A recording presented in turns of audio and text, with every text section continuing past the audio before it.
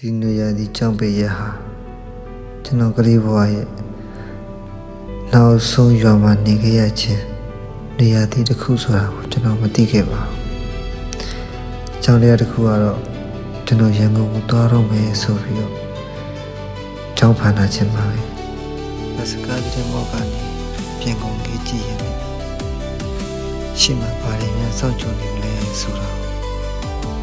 ကျွန်တော်မသိခဲ့ပါဘူး။